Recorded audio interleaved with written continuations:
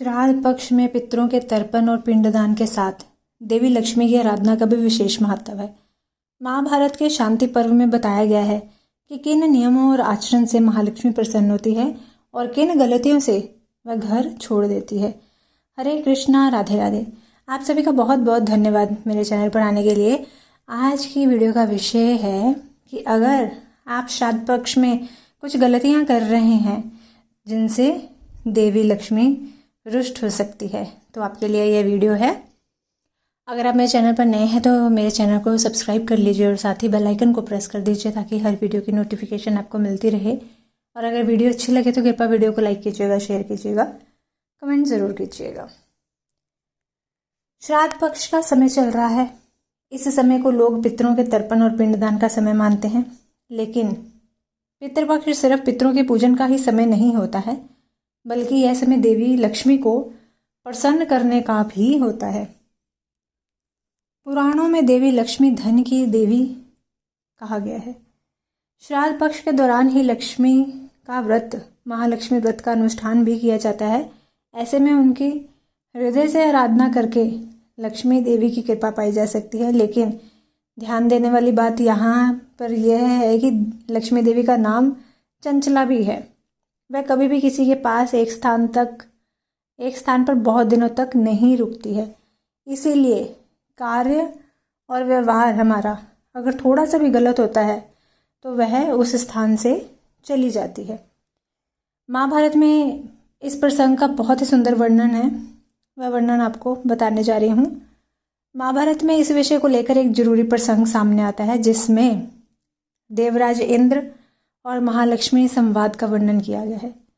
देवी लक्ष्मी इस बातचीत में इंद्रदेव को बताती है कि वह किन लोगों पर प्रसन्न होकर कृपा करती है। महाभारत के शांति पर्व में दिए गए प्रसंग के अनुसार कथा कुछ ऐसी है कि एक समय जब देवी लक्ष्मी असुरों का साथ छोड़कर देवराज इंद्र के यहाँ निवास करने के लिए पहुंची, तब इंद्र ने देवी लक्ष्मी से पूछा कि किन कारणों से आपने दैत्यों का साथ छोड़ दिया है। इस प्रश्न के उत्तर में देवी लक्ष्मी ने देवताओं के उत्थान और साथ ही दानवों के पतन की वजह बताई थी। लक्ष्मी जी ने बताया कि जो लोग नियम अनुशासन से व्रत उपवास करते हैं, हर दिन सूर्योदय से पूर्व बिस्तर छोड़ देते हैं, रात को सोते समय दही का सेवन नहीं करते हैं, सुबह सुबह घी और पवित्र वस्तुओं का दर्शन किया करते हैं, इन सभी बातों का ध्यान रखने वाले लोगों के यहाँ लक्ष्मी यानी मैं हमेशा ही निवास करती हूँ। पूर्व काल में सभी दानव भी इन नियमों का पालन करते थे, इस कारण मैं उनके यहाँ निवास कर रही थी। अब सभी दानव अधर्मी हो गए हैं, इस कारण मैंने उनका त्याग कर दिया है। आगे माँ लक्ष्मी ने इंद्र को बताया कि जो पुरुष दानशील, बुद्धिमान, भक्त, सत्यवादी होते हैं, उनके घर में मेरा वास होता है। जो लोग ऐसे कर्म नहीं करते हैं, मैं उनके यहाँ निवास नहीं करती हूँ। इंद्र के पूछने पर महालक्ष्मी ने कहा कि जो लोग धर्म का आचरण नहीं करते हैं, जो लोग पितरों का तर्पण नहीं करते हैं, जो लोग दान पुण्य नहीं करते हैं, उनके यहाँ मेरा निवास नहीं होता है। महाभारत में महालक्ष्मी ने बताया कि जहाँ मूर्खों का आदर होता है, वहाँ उनका निवास नहीं होता।